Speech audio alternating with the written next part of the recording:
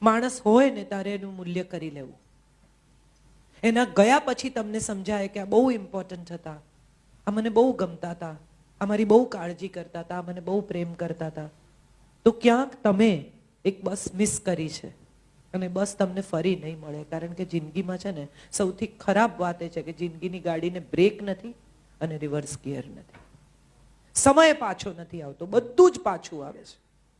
પતિ પત્ની સાથે રહેતા હોય, પિક્ચરની ટિકિટ આવી હોય અને પેલો મોડો આવે તો ગુસ્સો કરીને ફાડી નાખે ને રાડા રાડ થાય ને ઝઘડા ઝઘડી થાય ને 3 કલાક ઝઘડવાને બદલે 2.5 કલાક અધૂરું પિક્ચર જોઈ આવો, એ બેટર આઈડિયા નથી?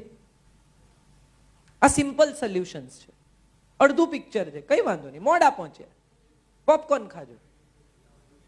પણ આપણે શું કરીએ છીએ કે એ 1/2 કલાક મોડું થયું એ બાબતે બાકીના 3 કલાક વેડફવા તૈયાર થઈ જઈએ છીએ. અને આ બધાનો પ્રોબ્લેમ છે, કોઈ એક જણનો નથી.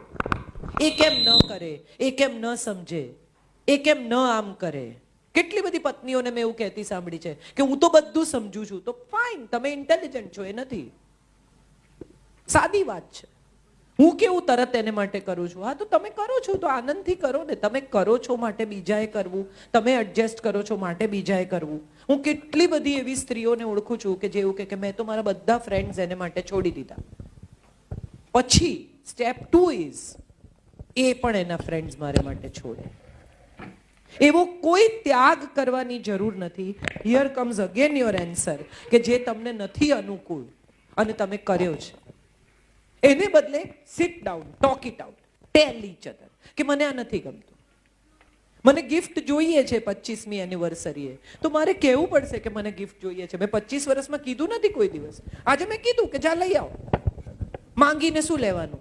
પોતાના માણસ પાસે નહીં માંગવાનું તો કોની પાસે? પારકા પાસે માંગવાનું. કેટલી બધી પત્નીઓને મેં એવી જોઈ છે કે બહારના બધા સાથે તો એટલું હસી હસીને બોલે, તો બહારના સાથે તો હસીને જ બોલવું પડે, એને થોડી વડચકા ભરાય.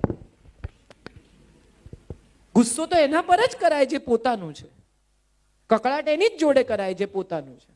કોઈને ઘેર તમે જમવા જાઓ અને ભીંડાનું શાક ના ભાવતું હોય એને પીરસ્યું હોય તો તમે એવું કહો છો હટાવાયથી, ચૂપચાપ ખાઈ જાઓ છો ને ઓછું ખાવ છો પણ ચૂપચાપ ખાઈ જાઓ છો.